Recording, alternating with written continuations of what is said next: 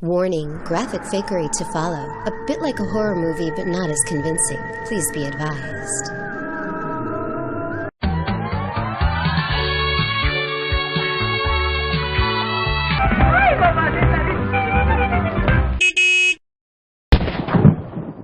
Carlos Luis de Los Angeles Alexander Brian Arredondo Piedra, former rodeo clown known as El Gringo, native of Costa Rica, smuggled across the Arizona border from Mexico in 1980, obtained his green card by agreeing to testify against the people he paid to bring him here, and as of 2004, along with his ex-wife Melida, grieving parent and peace activist funded by your generous donations, turned Boston superhero. I'm not kidding, people are going to superhero conventions dressed as Carlos, who has helped perpetuate the official Boston bombing myth, resulting in martial law on the streets of Boston, a further push for gun and gunpowder control, the death of at least one Patsy, and the slam-dunk conviction of the Patsy's 19-year-old brother in the minds of the dumbed-down American public. Now that he's finally a citizen, Carlos works with the cabal currently running this planet to help shred the U.S. Constitution, terrorize his fellow Americans, and hammer what might be the biggest nail yet into the coffin of the country he says he loves so much. Thanks, Carlos. USA! USA! Carlos's amazing and inspiring story of his brave work at the fake bombings was reported ad nauseum all over the world. Even the so-called alternative press was fawning all over this man. Long before the Boston incident, though, the media carefully chronicled his suffering over the death of one son in Iraq and the loss of the other to suicide, things that millions of other families go through. To find out why an inordinate amount of attention was given to this one person, let's relive his heroic actions by traveling back in time to the point where most of us first heard of Carlos. April 15th, 2013. Patriots Day, Boston Marathon. Perfect weather for a marathon with a high of 49 degrees, cloudy skies, and way too many police and race officials sporting identity-concealing hats and/or dark sunglasses. 4 hours and 9 minutes on the race clock, big boom, and here's our brave Samaritan, Carlos Luis de Los Angeles Alexander Brian Arredondo Piedra, rushing to the scene and scaling the fences to get to the injured. This is about where the story stops checking out. According to Carlos and the media, he jumped the fence, cleared barriers, and immediately started saving Jeff Bauman. Immediately, we start clearing the area, the fence in particular, and then we start pretty much concentrating on one person at a time. Myself, I need in the ground to help this young man who lost both of his limbs. When the bomb went off, he ran to the aid of a man lying on the sidewalk, missing his legs. Carlos certainly won't have time for much else. Jeff's legs are completely blown off below the knee. Both of his femoral arteries are severed. One cut femoral artery spurts blood into the air at the absence of constant pressure as seen here. Two completely severed femoral arteries pumping several liters of blood out of the body per minute at high pressure is obviously extremely deadly. Jeff literally has minutes to live. I was very afraid that Jeff might pass away on me. Don't worry, Carlos. You went to work immediately, like you said. Well, here's a shot of Carlos just sort of standing there while Jeff rolls around on the ground behind Mary Daniel. You'd think he might drop that flag and get right to work, but here he is, stepping on the wooden fence, crushing that poor woman, puts his hero hat on, bending forward, but we can tell by where the man in the gray hoodie is that Carlos can't be far in enough to be helping Jeff. Looking up, turn around, monkey with the fence some more, don't drop that flag. Looking out at the street, looking down at the ground, looking down the street. Aha, now he's helping move the barriers, even though they're almost gone. And plenty of other people are working on that. Here too, holding onto the metal bars, talking to some guy, looking around. He rushed into the chaos. Okay, here he is rushing. Oh, well, wait. Now he's talking to the man in the black jacket, who points to something in the melee. Then Carlos heads off to the right. Now the man in yellow comes in from the right side of the screen and takes Carlos's flag away. Then he stuffs something into his pocket. Now the fence is gone, but Carlos is just kind of hanging around near the curb. Now a policeman type is pointing into the people pile. Is he showing Carlos who he's supposed to pretend to rescue? Ain't nobody got time for that! This doesn't go along with the hero rushing in to get Jeff Bauman to safety story at all. This was the last remaining flag, was it not? And it was bloody. Tell us how it came to be bloody, Carlos. Well, at one point I dropped the flag near the area where was all the victims in the ground. And I pick it up and I put it in my pocket to realize later they was covered all in blood. I was handing them out. and this one is one of the flags. As for the bloody prop flag that Carlos posed with over and over again afterward, not only did Carlos hang on to the thing well past the time he was supposed to be rescuing people, in many scenes he's not moving barriers or helping people. He's focusing on the flag itself. Here Carlos has his back to the barriers that other people are removing. The red and white stripes of the flag can be seen here and there. He bends over, brings it down to the ground where we saw all that ridiculous pretend blood, then back up again. Here he can be seen examining it with blood already on it, and again from another angle. Here it is stuffed into his right front pocket, so no, it was no surprise later that the flag had blood on it. Before Carlos even got over to the area where he pretends to help Jeff, he makes sure the flag is properly bloodied, then puts it in his pocket. The flag spent no time at all on the ground. Left the scene yesterday, Arredondo had one flag left. He told those around him, America is bleeding. Oh brother, America's not bleeding and neither was Jeff. That's why you had so much time to stand around doing nothing, Carlos. I just concentrated that young man and tied him up, relax. I went into the ground to comfort him and let him know that he's okay, the ambulance is on the way. Finally, we'll see Carlos within the crowd where Jeff has been waiting for so long. Standing up, looking around. Here he's sort of bent over in the melee. Maybe he's yelling his words of comfort down to Jeff. Picking something up, doing something with it. Is this where he's tying on the tourniquets? Someone hands him something. There goes Jeff's wheelchair. Many minutes have passed. You can tell because the barriers and fences are completely cleared, and even more so by looking at the crowd that is gathered at the supposed bomb site. The story of Carlos rushing in and doing anything is completely false. Another part of the valiant tale of Carlos and Jeff is that Carlos was the one that picked Jeff up and put him in the wheelchair all by his lonesome. I pick him up from the ground. I set him in the wheelchair. I ended up picking him up from the ground to put him in a wheelchair. He says I over and over again, not we. And I grabbed that wheelchair, I pick out Jeff, and I put him in the wheelchair. Even Carlos's new BFF Jeff confirms Carlos put him in the chair by himself. Jeff, this sweaty guy in the cowboy hat was a welcome sight when you needed him. Oh yeah, oh yeah. He was the one that picked me up off the ground. The one that picked him up off the ground. And then the first wheelchair, they arrived, I pick him up and put in the wheelchair and I drag him out of there because that's the only I can do at the time. Watch inside this yellow oval. 3 people are about to lift something up. Hey, it's Jeff. Okay, here we go. See the lady with the red hat that will soon push the wheelchair holding it with another lady? Lots of people involved here. There we go, safe and sound in the chair.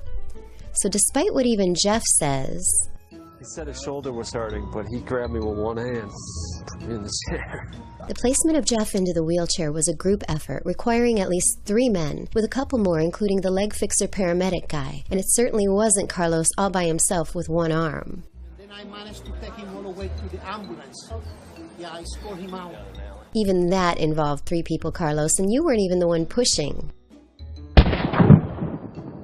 Yet another part of the Carlos hero fairy tale is that he's a member of the blood-sucking phony relief agency, the Red Cross. Can't have just any flunky rescuing the most gravely injured person at the fake bombings, can we? I'm a member of the Red Cross, the Massachusetts Bay group, and I'm sort of trained in some way, to disasters, So if you're sort of trained in some way to disasters, and you supposedly applied more than one, why didn't you learn the word tourniquet? To go across and help some people out by putting, ¿cómo se dice? Tourniquets on their own. I was putting tourniquets with their own clothes. 33 years in the U.S., Red Cross disaster trained, has to ask the ex-wife how to say tourniquet, then calls it something completely different on a radio show, even when the interviewer has just said the word twice. So you put tourniquets, you and a fellow Samaritan, put tourniquets on both of Jeff's legs. And we put tourniquets there. Maybe it's the language barrier. Let's see. Spanish word for tourniquet. Oh, it's tourniquet.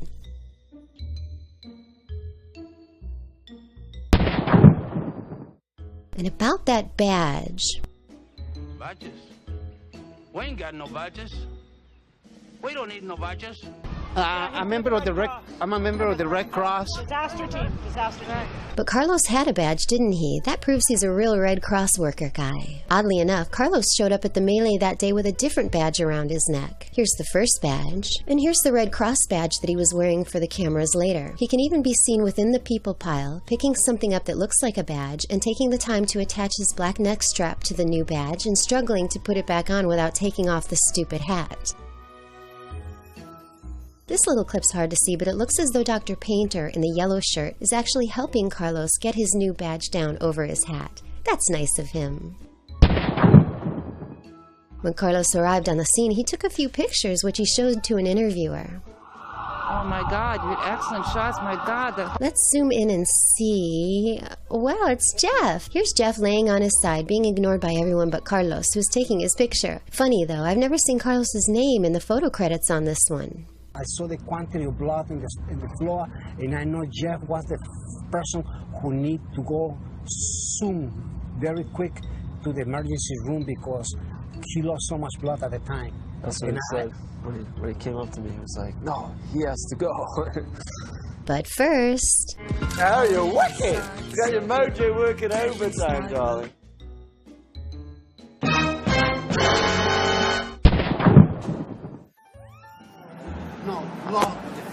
Blood everywhere on the floor. What's a big puddle of blood? Blood on the floor? Blood everywhere on the floor? Well, of course they don't show us the area where Jeff is from this angle until they're good and ready. But here's the area a few feet away, right after the so-called bomb. There's barely anything. And from this angle? What is he talking? Oh, I see the blood. And where did those people come from? I guess it was just a matter of waiting until everything was in place. The gentleman that I helped, he had a big fire going on in his shirt. I thought somebody was barbecuing. This is Jeff. Jeff is not on fire. Maybe we misunderstood. He had a big fire going on in his shirt. This too is Jeff. Jeff is still not on fire. This clip was uploaded to YouTube in December of 2013. Despite many people noticing that the visual evidence does not support the fire shirt testimony, Carlos is still sticking to the Jeff on fire story.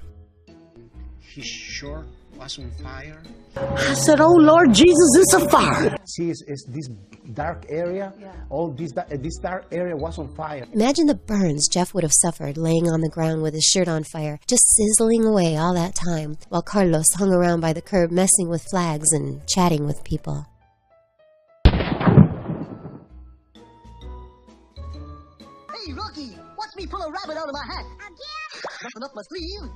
Presto! Wrong hat. Carlos had the wrong hat when he showed up at the marathon. Check it out. That's the iconic hero hat we'll see later, but it says Costa Rica across the front. So for these pics, someone gave him a different hat to hold on to. It's a darker hat with a flattened out brim and a plain brown band. By the time he poses for the rest of the melee pictures and for his and Jeff's donation-inspiring wheelchair ride, he has his white Lone Ranger hat back. The hat tricks don't stop there. Take a close look at it in these pictures. Not a speck of anything on it. But then, in a documentary about what a hero he is, Carlos points out the blood on his hat and wears this smudged up thing during TV interviews. Are we to believe that the blood got up onto the hat after Carlos transported Jeff to the ambulance that he didn't need? If any blood was going to spray up over Carlos's head, wouldn't it have happened when Carlos was supposedly surrounded by severed, spurting arteries and applying tourniquets? Maybe Carlos has future plans for the hat when the donations dry up and people stop paying for his dinner. My shirt. Here's what Carlos's shirt looked like when he was pushing Jeff, but later, during his dramatic interviews, it looked like this. I guess he kept it almost completely clean while he applied tourniquets and then single-handedly lifted a grown man with the bottom third of his body just blown off into a wheelchair, and also while he jogged alongside that wheelchair, pinching that man's spurting high-pressure artery. If we believe this, no wonder the cabal tells themselves that we deserve what they do to us. Please note the way Carlos holds his fake blood arm up over his tummy to make sure it gets into the pictures. What's wrong with that picture? Arredondo, now bloodied and shaken, ran in to help. Here's Carlos's pantalones during what's supposedly the last interview of the day. We know this because he tells the woman he's speaking to that he's about to go catch the Orange Line train and go home. I gotta go maybe like a few blocks, quarter mile, to get the Orange Line train. relatively clean jeans after all the fake carnage. However, someone gave Amy Goodman of Democracy Now! This picture of Carlos for her recent post about him entitled, "Searching for Peace at the Boston Marathon Bombings." Amy is a big help in promoting the Carlos Arredondo lie. More on Amy in a moment. It was overwhelming to see all this blood everywhere and just kneeling in the ground on top of these people's blood. Huh?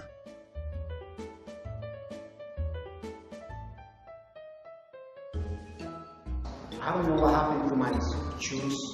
I didn't grab no shoes or nothing. Melida, Carlos's ex-wife who was with him at the bombings, told ABC News that after Carlos was done being brave and heroic, she couldn't find him right away, but then she saw him, covered in blood. Hey Melida, we saw him too. He was barely even... oh, never mind. Also, a lot of people have noticed that Carlos said that all the flags were gone at the finish line from the bombing, when not a single flag was actually damaged in any way. You know the flags? You ever see the flags? How they put those big flags. Yeah. All the flags was gone. All gone.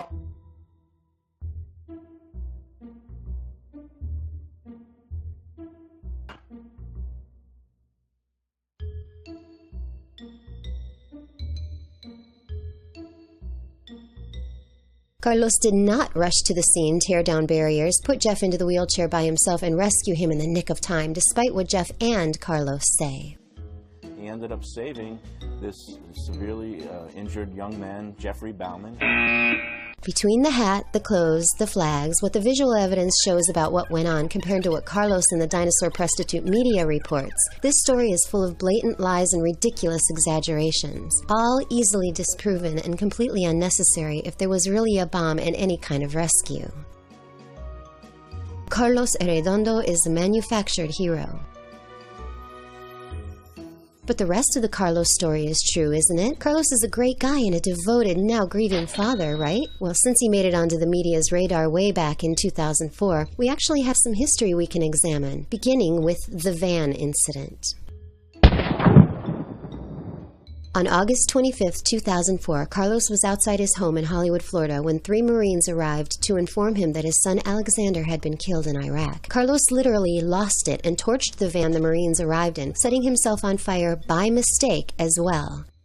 Actually goes into the garage, picks up a can of gasoline and or a propane tank, runs towards the vehicle, smashes the vehicle window, and sets the U.S. governmental vehicle on fire. In his agony and rage, he set a van on fire and received help through counseling. The circumstances surrounding the event were reported correctly in the media at first. The Marines and responding police officers reported that Carlos did not appear that he was trying to get hurt or hurt. He was trying to destroy the vehicle, and that he set himself on fire in the process of trying to destroy the van. He ended up suffering burns because he accidentally spilled gasoline on himself. In this article entitled, "A Year After His Fiery Outburst, a Father's Scars Slowly Recede," copied to Carlos and Melida's website, Carlos admits that he didn't mean to hurt himself or anyone else when he torched the van.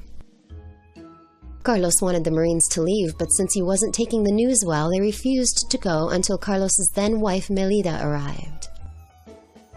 I asked the Marine, please, leave my house. Can you please leave my house? So the Marine said, they asked me back, I said, we are here waiting for your wife. She's on the way. And I asked them once again, can you please leave my house? Can you please leave my house? And the Marines pretty much said once again, we're waiting for your wife. Carlos smashed out the windows and the equipment inside the van, poured gasoline inside, and lit the van on fire. I was pretty much walking to the U.S. Marine van, and I pretty much started hitting the windows with a hammer. I opened the driver's side door of the van, and I put the gasoline right in the floor, and I proceeded destroying a computer system that the van had inside there. I grabbed the propane gas torch, and accidentally at that point, I squeezed the flames. A big explosion occurred that knocked me out of the van, threw me on the air into the ground of the street in which I was on fire. Carlos unintentionally spilled gas on his body too and ended up burning himself as well. I start pouring gasoline everywhere. Well, me notice the gasoline was bleeding all over my legs and pants and arms and leg and socks. Carlos was also bothered by the fact that he did not know that 3 uniformed Marines arriving to speak in person to a Marine's family is often a notification of the soldier's death, and Carlos was, in his own words, in shock when he called his younger son Brian in Maine, and Brian knew that Alex had been killed simply because Marines had shown up there as well. I said, Brian, I'm so sorry, Brian. The Marines are here, they're telling me Alex got killed. And Brian said, I know that, I know. So suddenly when my son responded to me, I was in shock because he knew already. And I said, oh my God, how do you know that? He said, Dad, the Marines are here too. He testifies to this in many different interviews. I said, how you know that? What do you mean you know? He said, yeah, the Marines are here. I said, oh my God, yeah, the Marines are here too. And how you know that Alex died? What, did they tell you that? And he said to me, know that when I saw them coming, I know what they was here for. And I still trying to figure out what he's saying, and that break my heart right there in the spot. It's like I feel like a stab wound in my heart because there my son, 70-year-old, and he know what they was there for, and I'm the father of Lance Corporal Alexander Arredondo, and I never know that was the process. A tragic story, but not tragic enough. The story has been altered in the years since to say that Carlos set himself on fire on purpose, kind of a Buddhist monk sort of thing, despite what Carlos and the Marines that were there when he carried out the attack on the van said at the time.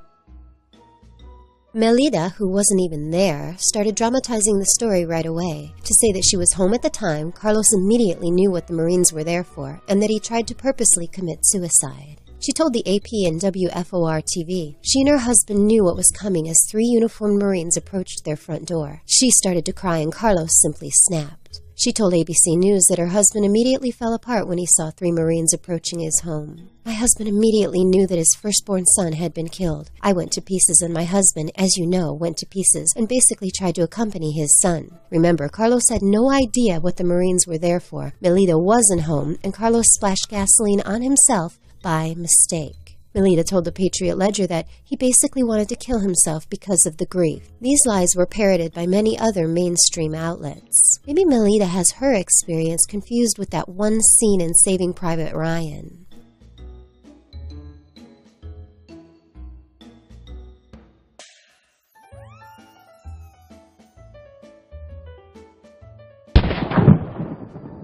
Here's the toilet paper of record in 2007, reporting the lie that Carlos was engaging in self-destruction, not government van destruction, that day. The article says that Carlos doused himself and the van with gasoline. How dramatic! Nothing about the fact that he didn't really mean to douse himself. Now even Carlos goes with the suicide story. They believe the news. I set myself on fire. He now tells all the news media that he was trying to kill himself, not just trash the van. I ended up inside that van, 26% burn, 2nd and 3rd degrees.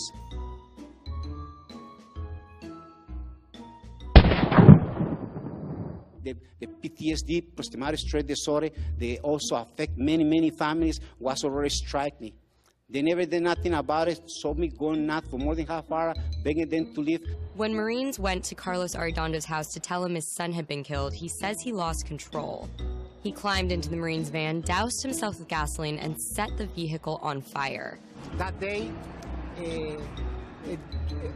I ended up being in the hospital with 26% of my body burned, 2nd and 3rd degree. You ended up being in the hospital because you poured gasoline on yourself and lit yourself on fire.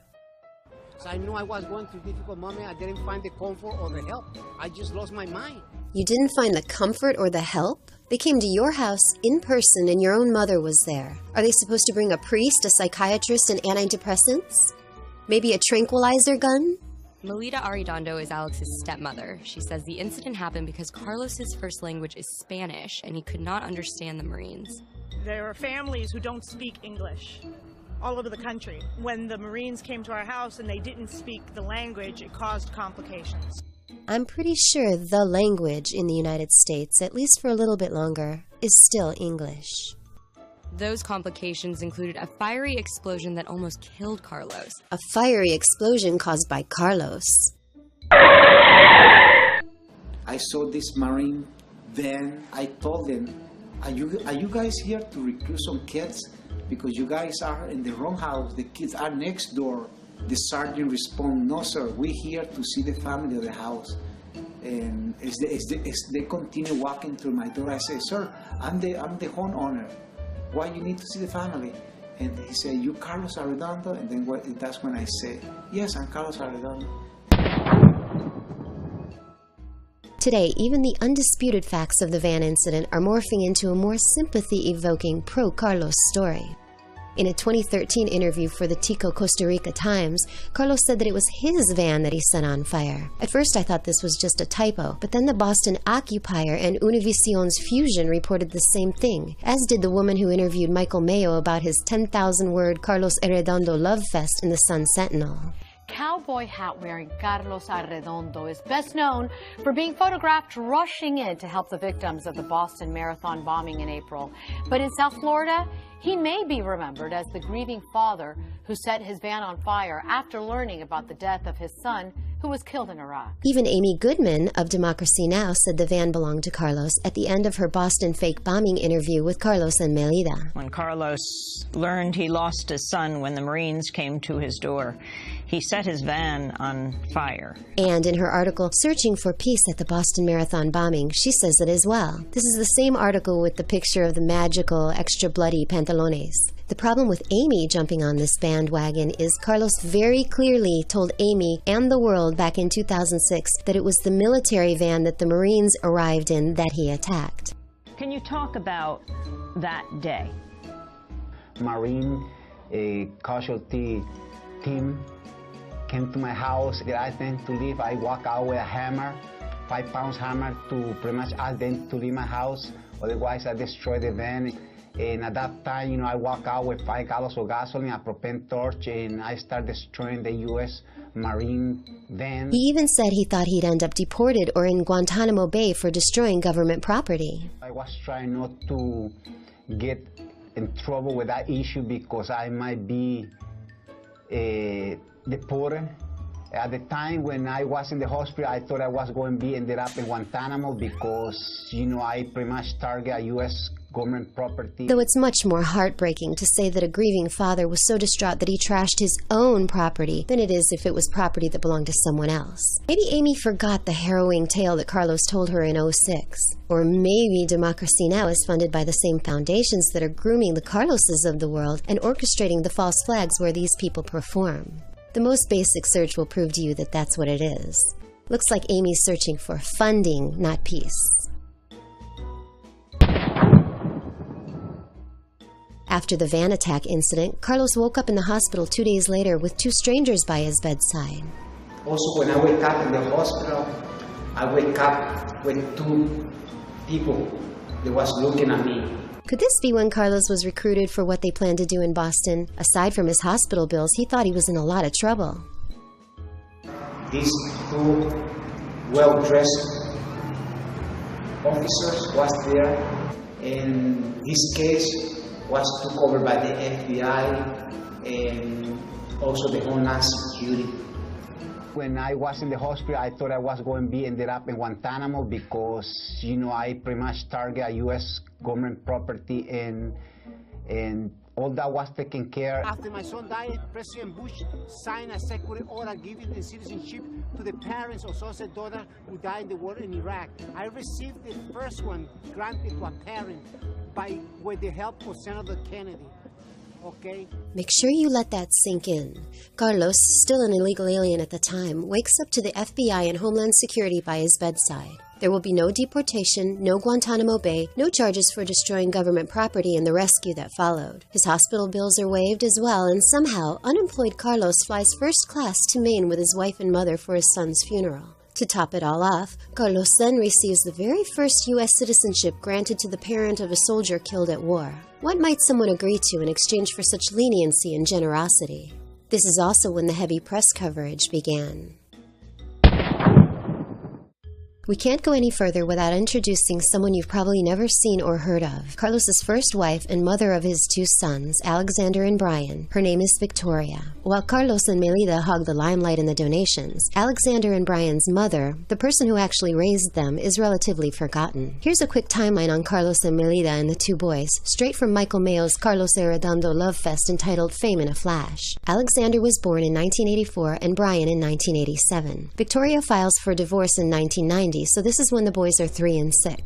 Victoria has restraining orders against Carlos, so he does not see the boys much between 1990 and 1993, when he meets Melida and moves to South Florida with her. Carlos will not return to Massachusetts for at least 7 more years, and even the Fame in a Flash article says he went years without seeing the boys. Alex's first tour of duty in the Marine Corps was in 2002, and he's killed during his second tour of duty in 2004. Brian would take his own life in 2011.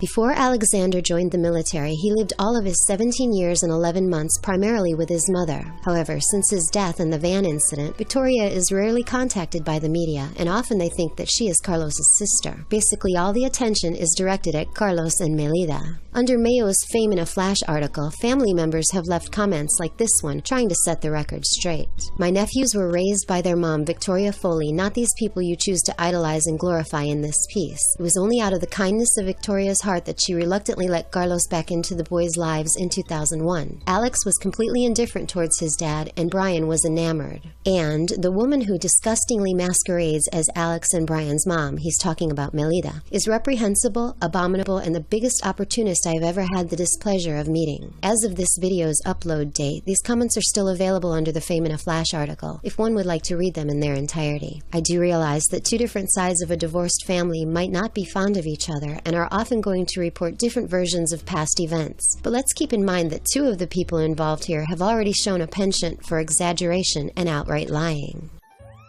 Here's an article from 2009 that appeared in Time magazine entitled The Afghan War Through a Marine Mother's Eyes, featuring Melida as Alexander's mother. The word stepmother appears nowhere in the text. Neither does the name of the Marine's mother, Victoria. In an interview from 2011 regarding the renaming of a post office for Alexander, Melida is being interviewed, not Victoria. She talks about hearing some of the great things people who knew Alexander said about him.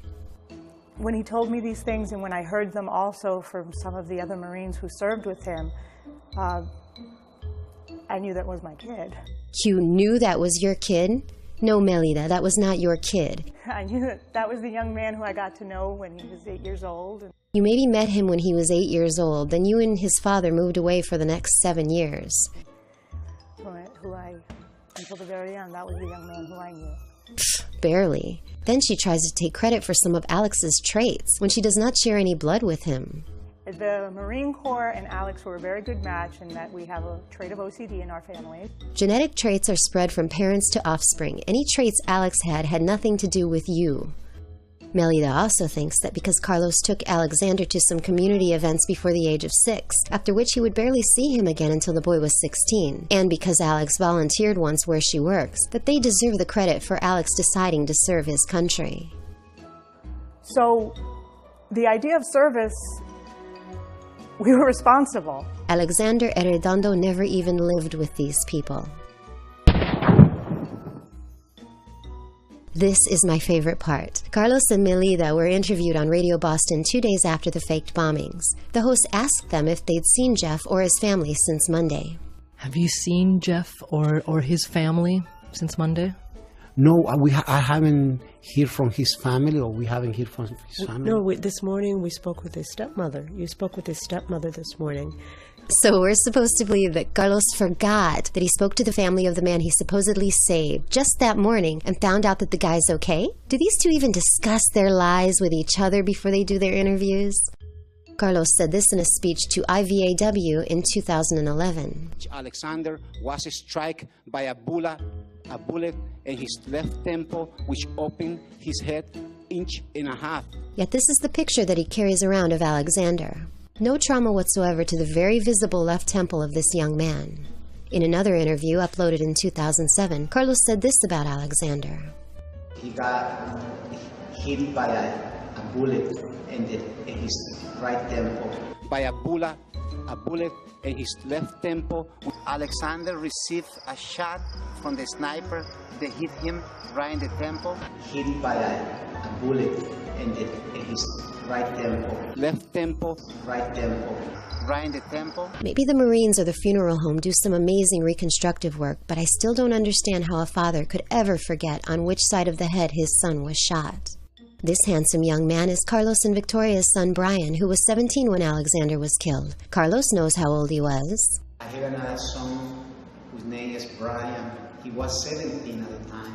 Amy Goodman knows it too, but Melida corrects Amy with incorrect information. And Brian then was 17 years old? At that time, he was 16. 16.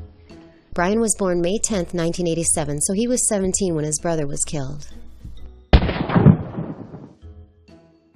Back in 2006, when Carlos became a citizen, he legally changed his name to his son's names. He went from being Carlos Luis de Los Angeles Arredondo Piedra to Alexander Brian Arredondo. This disturbed their mother, Victoria. She didn't understand why Carlos would take Brian's name when Brian was still alive. Quote, "I mean, honestly, why would you take his name when he's still there, right next to you?" Victoria said. "In my mind, he already had Brian dead." Brian had been in and out of trouble since his older brother's death. Carlos and Melida bailed him out of jail in early November 2011, a few days before they brought him along to take part in a Veterans Day event. They'd use him as a prop when they wanted him around for the cameras, Victoria said. Brian took his own life at age 24 in 2011. Carlos, Melida, and the media are all quick to blame Alexander's death in Iraq for Brian's suicide every time the subject comes up, even though Alexander died 7 years before his brother did.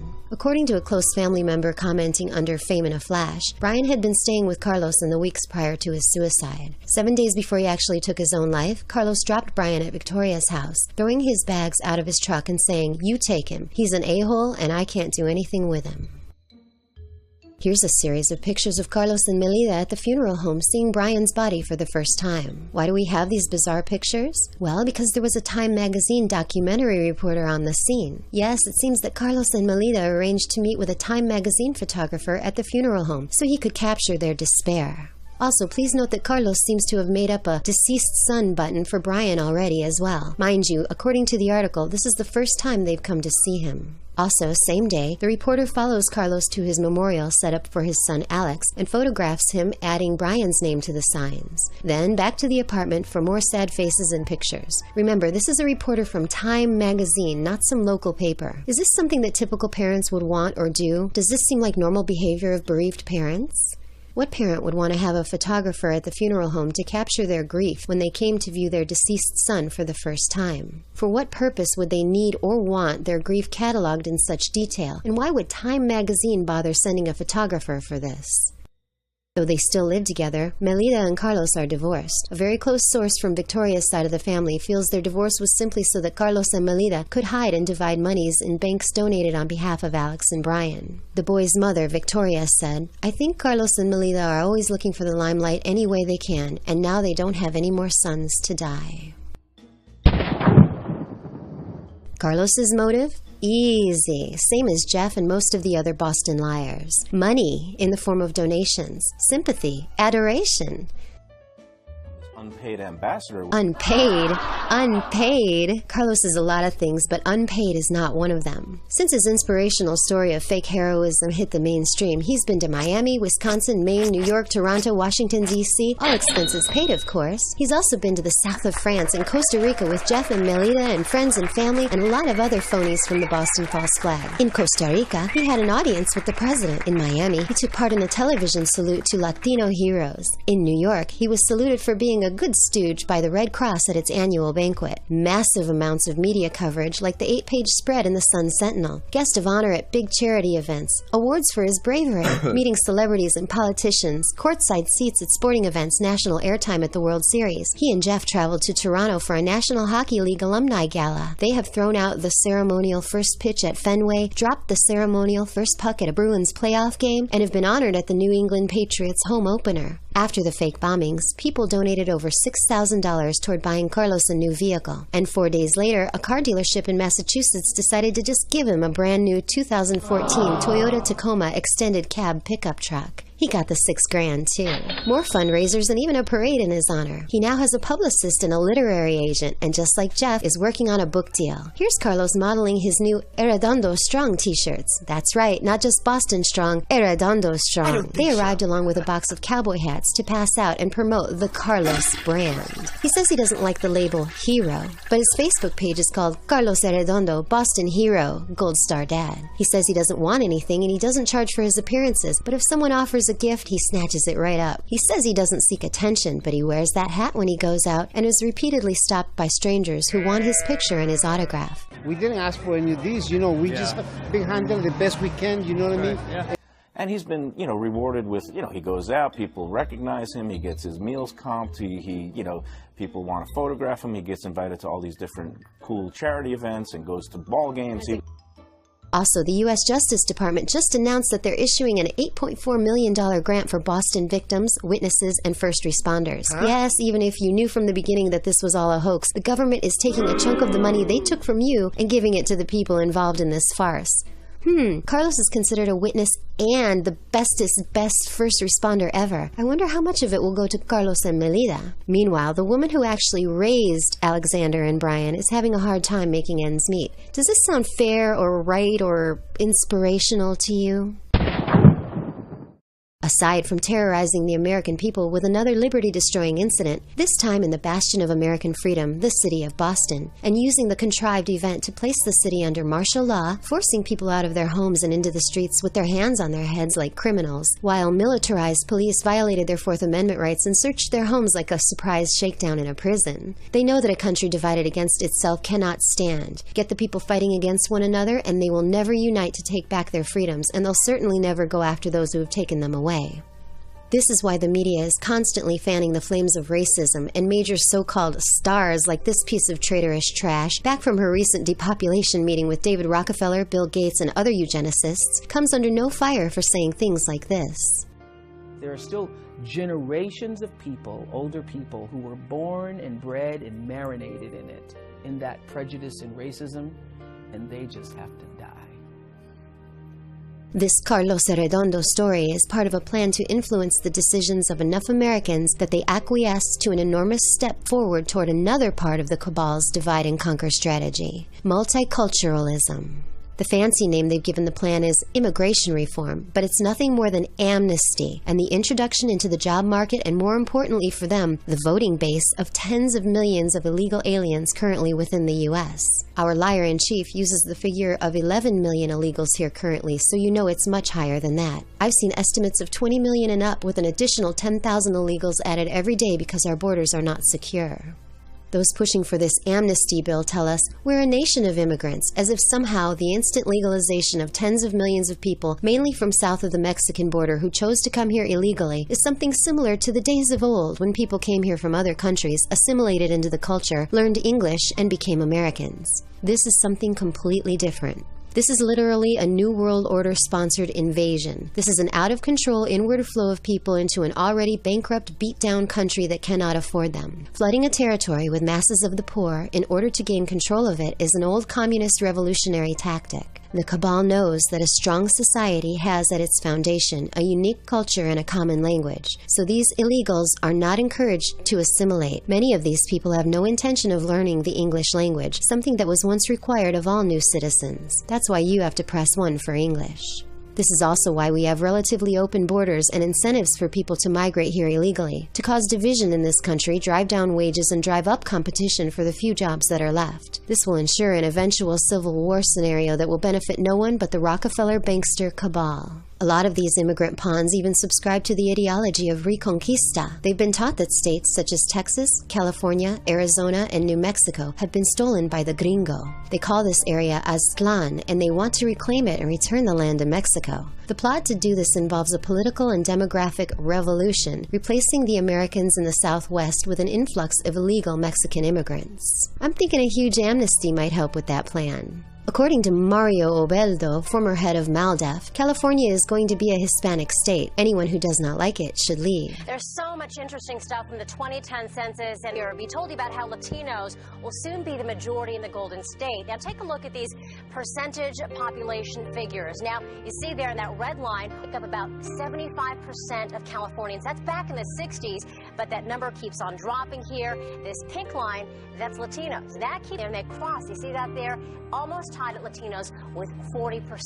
In 1998, Obeldo was awarded the Presidential Medal of Freedom by Clinton. David Rockefeller got one too. I guess it's one of those oxymoronic awards like the Peace Prize. The Rockefeller cabal is actively working to transform the U.S. into a borderless society, a cornerstone of the globalist vision and the endgame of world government. This movement is backed by racist groups like La Raza and MALDEF, Hispanic supremacist lobbying groups that consider border control racist. La Raza literally means the race. Our traitor-in-chief is very pro-amnesty. We should pass immigration reform.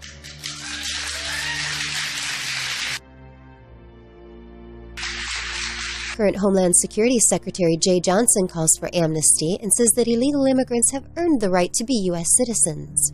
You know, by coming here illegally. Jay Johnson is the grandson of Charles S. Johnson, who was the nation's foremost scholar in the field of black sociology, funded by the Rockefellers. The current director of the White House Domestic Policy Council is Cecilia Munoz, former senior vice president for the Office of Research, Advocacy, and Legislation at La Raza. I'm Cecilia Munoz, and I'm the director of intergovernmental affairs at the White House, and I'm also an advisor to President Obama on immigration issues. Did you get that? A person advising the pro-amnesty liar-in-chief on immigration affairs was a former vice president in an office of a Hispanic supremacy group called The Race. And the founder of La Raza, Jose Gutierrez, is very outspoken against the gringo. We recognize that the barriers to our integrating into the society and to uplifting ourselves is the gringo who's put the barriers, who makes us, drop out of school, who keeps us in bad health, who doesn't pay us good wages, who prohibits our unions, and so on and so on and so on. So until we get rid of those elements, we're not going to progress. We're not going to be free. So yes, the gringo must go. We were convinced that we were the generation that was going to recover the land in the Southwest, not by taking the land, but by taking political control of the institutions in the land. Across the Bay Area. We remain a hunted people. Now you think you have a destiny to fulfill in this land that historically has been ours for 40,000 years. And we're a new mestizo nation. This is our homeland. We cannot, we will not, and we must not be made illegal in our own homeland. We are not immigrants that came from another country to another country. We are migrants free to travel the length and breadth of the Americas because we belong here. We are millions. We just have to survive. We have an aging white America. They are not making babies. They're dying. It's a matter of time. The explosion is in our population. We're the future and we have potential power. When are we going to realize it? When are we going to paint the White House brown? I don't think so. Make sure you check out Mr. Gutierrez's book, A Chicano Manual on How to Handle Gringos. A look at La Raza's list of contributors for 2012 shows some of the largest corporations in America, along with many companies that are either directly owned or controlled by the Rockefeller family for quite some time. It's also interesting to note that La Raza receives contributions from some organizations that are always asking for donations from us, including the American Cancer Society, American Diabetes Association, and the American Heart Association. So they get you to give them money and they give it to La Raza. Other donors of note include the U.S. Army Reserve, CIA, CIA, CDC, Health and Human Services, Homeland Security, HUD, the U.S. Department of Labor, and the Department of the Treasury. Both La Raza and MALDEF were created by the Ford Foundation and are very well funded by Ford along with the Gates and Rockefeller Foundations, the very people who want us poisoned with vaccines and GMOs, and who aren't afraid to admit that they're proud to be secretly working to depopulate and destroy the U.S. These groups spend a lot of their millions on advertising. These are just some of the ads I saw while researching this video, and not a single anti-amnesty ad went by. David Rockefeller's Center for Latin American Studies has been exploring how to Latinize the U.S. for many years, publishing books like Latinos Remaking America, Integrating the Americas, and Passing Lines, Sexuality and Immigration, which seeks to stimulate dialogue on the role of sexuality and sexual orientation in immigration to the U.S. from Latin America and the Caribbean. I don't own this book, but I wonder if it ties in somehow with the Rockefeller Foundation's decades-long campaign to make homosexuality the norm and destroy the family. What's wrong with that? David Rockefeller brags on page 439 of his book Memoirs that he's met every Mexican head of state since World War II, several of them many times. How unfortunate for the people of Mexico. When the Rockefeller Foundation brought their Green Revolution to Mexico in the 1940s, the country was growing sufficient food to feed its population and was a net food exporter, sending vegetables, fruit, cattle, and coffee to the United States. The USDA had deemed it largely self-sufficient in food and fiber. By the 1950s, the Rockefeller schemes caused the Mexican government to have to begin importing larger and larger quantities of grain every year. Food production continued to decline, pushing small farmers off the land, replacing them with huge agribusiness, and pushing millions of peasants across the border to the north, which was the plan all along. It's no coincidence that the superhero at the Boston false flag migrated here illegally from Central America. The Rockefeller-controlled media wasted no time before saying, "Thank God he did so. Look at what a great thing that turned out to be." In this Boston Globe article, the writer is glad that Carlos wasn't deported when he was illegal because Jeff Bowman is alive because of it. Also, that a fitting tribute to him would be to grant citizenship to all the illegals currently here, and goes on to say that most of them come here to work, not live off the government dole. Though Judicial Watch points to actual Census Bureau data that reveals that most U.S. families headed by illegal immigrants use taxpayer-funded welfare programs on behalf of their American-born children, and that the majority of households across the country benefited from publicly funded welfare programs are headed by immigrants. On another site, the article states that whatever crimes illegal immigrants commit, at least they're not flying planes into buildings and building bombs to kill Americans. The writer goes on to remind us that Carlos came here illegally from Costa Rica, that Jeff Bowman survived the bombings due to the courage of Carlos, and that we need to think of the positive things that come with having people like Carlos here and develop immigration reform accordingly. And bloggers saying, "See that guy in the cowboy hat? He's an immigrant. This is the kind of guy we want coming into the U.S. This guy needs to become the face of immigration." And this Pat McMahon guy looking like Hannibal Lecter, here to tell the white Anglo guy that he ought to remember the name Carlos Arredondo because that man's a hero. The Latino Post honors Carlos during their top feel-good Latino moments of 2013 feature, calling him, of course, a hero for saving Jeff, and luckily he wasn't deported. A website called America's Voice, which hits you with a huge pop-up encouraging you to let Congress know you're all about citizenship for tens of millions of illegal aliens currently here, also points out that Carlos, who was once illegal, is the guy who saved Jeff. Brian Williams, conducting Jeff Bowman's first ever interview after his so-called recovery, credits Carlos for Jeff's very existence. And without him, there's no you. And now you're destined to be friends for the rest of your lives. It's pretty insane. It's cool.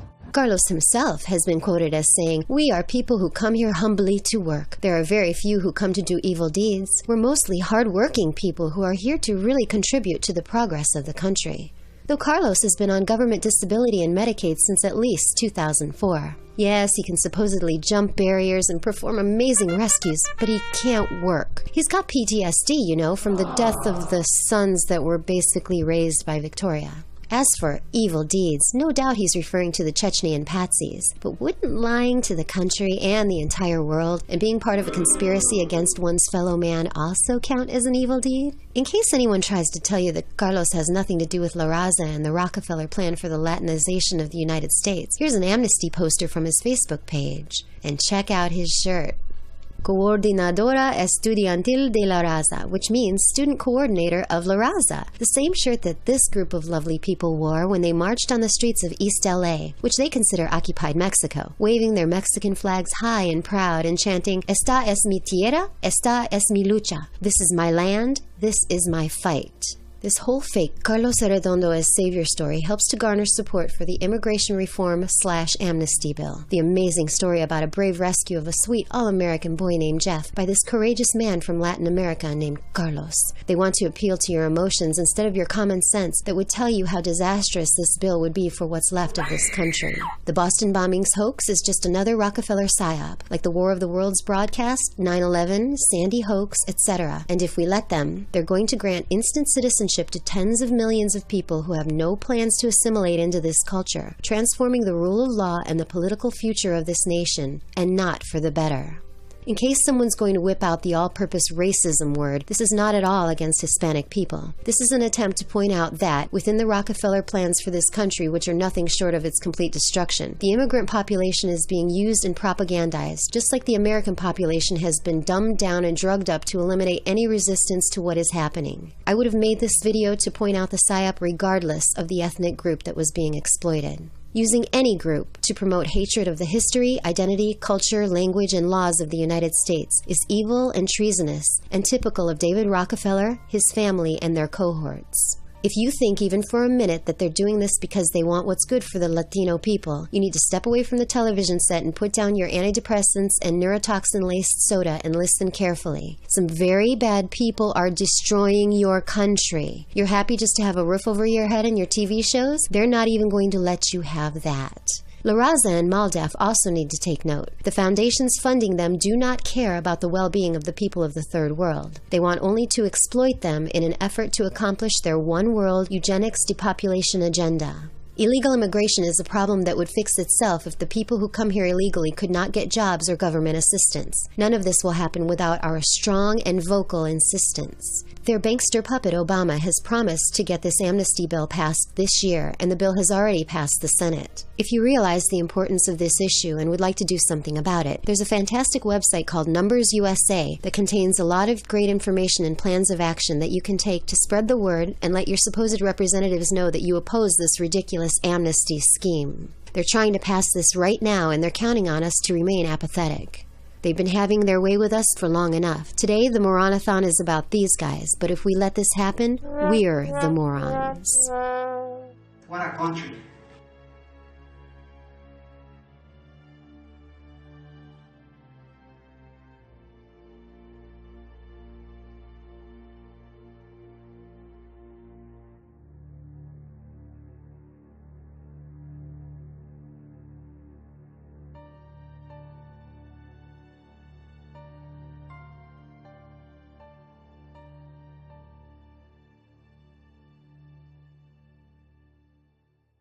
Be far in enough to be helping Jeff. Looking up, turn around, monkey with the fence some more. Don't drop that flag. Looking out at the street, looking down at the ground, looking down the street. Aha, now he's helping move the barriers. Even though they're almost gone and plenty of other people are working on that. Here too, holding onto the metal bars, talking to some guy, looking around.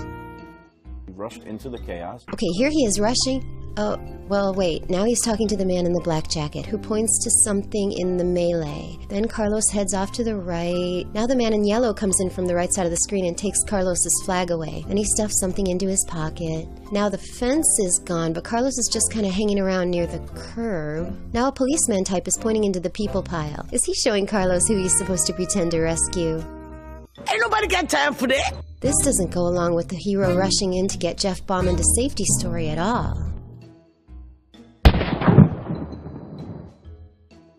This was the last remaining flag, was it not? And it was bloody. Tell us how it came to be bloody, Carlos. Well, at one point I dropped the flag near the area where was all the victims in the ground, and I pick it up and I put it in my pocket to realize later they was covered all in blood. I was handing them out. I was handing them out, and this one is one of the flags. As for the bloody prop flag that Carlos posed with over and over again afterward, not only did Carlos hang on to the thing well past the time he was supposed to be rescuing people, in many scenes he's not moving barriers or helping people. He's focusing on the flag itself. Here Carlos has his back to the barriers that other people are removing. The red and white stripes of the flag can be seen here and there. He bends over, brings it down to the ground where we saw all that ridiculous pretend blood, then back. I pick up Jeff and I put him in the wheelchair. Even Carlos's new BFF, Jeff, confirms Carlos put him in the chair by himself. Jeff, this sweaty guy in the cowboy hat was a welcome sight when you needed him. Oh, yeah. Oh, yeah. He was the one that picked me up off the ground. The one that picked him up off the ground. And then the first wheelchair, they arrived, I pick him up and put in the wheelchair and I drag him out of there because that's the only I can do at the time. Watch inside this yellow oval. 3 people are about to lift something up. Hey, it's Jeff. Okay, here we go. See the lady with the red hat that will soon push the wheelchair holding it with another lady? Lots of people involved here. There we go, safe and sound in the chair. So despite what even Jeff says... He said his shoulder was hurting, but he grabbed me with one hand, put me in the chair. The placement of Jeff into the wheelchair was a group effort requiring at least 3 men, with a couple more including the leg fixer paramedic guy. And it certainly wasn't Carlos all by himself with one arm. Then I managed to take him all the way to the ambulance. Yeah, I scored him out. Even that involved 3 people, Carlos, and you weren't even the one pushing. Yet another part of the Carlos hero fairy tale is that he's a member of the blood-sucking phony relief agency, the Red Cross. Can't have just any flunky rescuing the most gravely injured person at the fake bombings, can we? I'm a member of the Red Cross, the Massachusetts Bay group, and I'm sort of trained in some way, to disasters, So if you're sort of trained in some way to disasters, and you supposedly applied more than one, why didn't you learn the word tourniquet? Go across and help some people out by putting, ¿cómo se dice? Up again. Here he can be seen examining it with blood already on it, and again from another angle. Here it is stuffed into his right front pocket, so no, it was no surprise later that the flag had blood on it. Before Carlos even got over to the area where he pretends to help Jeff, he makes sure the flag is properly bloodied, then puts it in his pocket. The flag spent no time at all on the ground. The scene yesterday, Arredondo had one flag left. He told those around him, America is bleeding. Oh brother, America's not bleeding and neither was Jeff. That's why you had so much time to stand around doing nothing, Carlos. I just concentrated on that young man and tied him up, blacks. I went into the ground to comfort him and let him know that he's okay, the ambulance is on the way. Finally, we'll see Carlos within the crowd where Jeff has been waiting for so long. Standing up, looking around. Here he's sort of bent over in the melee. Maybe he's yelling his words of comfort down to Jeff. Picking something up, doing something with it. Is this where he's tying on the tourniquets? Someone hands him something. There goes Jeff's wheelchair. Many minutes have passed. You can tell because the barriers and fences are completely cleared, and even more so by looking at the crowd that is gathered at the supposed bomb site. The story of Carlos rushing in and doing anything is completely false. Another part of the valiant tale of Carlos and Jeff is that Carlos was the one that picked Jeff up and put him in the wheelchair all by his lonesome. I pick him up from the ground. I set him in the wheelchair. I ended up picking him up from the ground to put him in a wheelchair. He says I over and over again, not we. And I grabbed that wheelchair. Heroic actions by traveling back in time to the point where most of us first heard of Carlos. April 15th, 2013. Patriots Day, Boston Marathon. Perfect weather for a marathon with a high of 49 degrees, cloudy skies, and way too many police and race officials sporting identity-concealing hats and/or dark sunglasses. 4 hours and 9 minutes on the race clock, big boom, and here's our brave Samaritan Carlos Luis de Los Angeles Alexander Brian Arredondo Piedra rushing to the scene and scaling the fences to get to the injured. This is about where the story stops checking out. According to Carlos and the media, he jumped the fence, cleared barriers, and immediately started saving Jeff Bauman.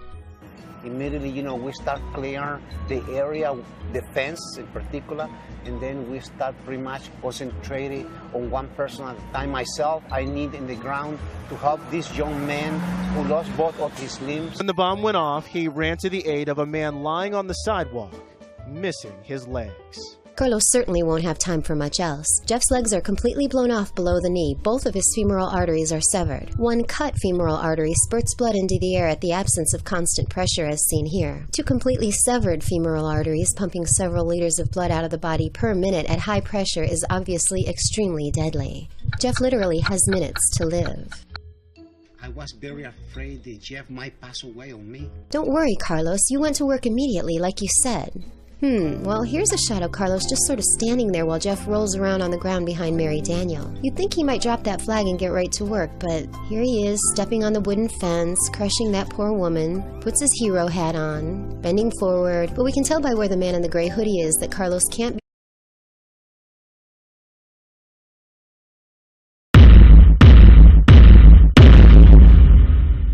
Warning, graphic fakery to follow. A bit like a horror movie, but not as convincing. Please be advised.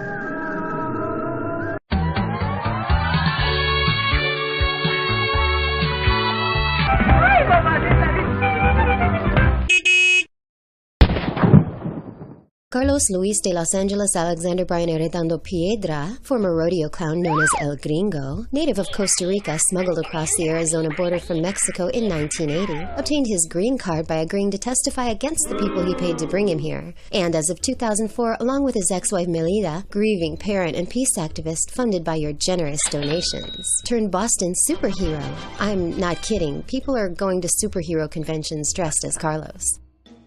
Who has helped perpetuate the official Boston bombing myth, resulting in martial law on the streets of Boston, a further push for gun and gunpowder control, the death of at least one Patsy, and the slam-dunk conviction of the Patsy's 19-year-old brother in the minds of the dumbed-down American public. Now that he's finally a citizen, Carlos works with the cabal currently running this planet to help shred the U.S. Constitution, terrorize his fellow Americans, and hammer what might be the biggest nail yet into the coffin of the country he says he loves so much. Thanks, Carlos. USA. USA! Carlos's amazing and inspiring story of his brave work at the fake bombings was reported ad nauseum all over the world. Even the so-called alternative press was fawning all over this man. Long before the Boston incident, though, the media carefully chronicled his suffering over the death of one son in Iraq and the loss of the other to suicide, things that millions of other families go through. To find out why an inordinate amount of attention was given to this one person, let's relive his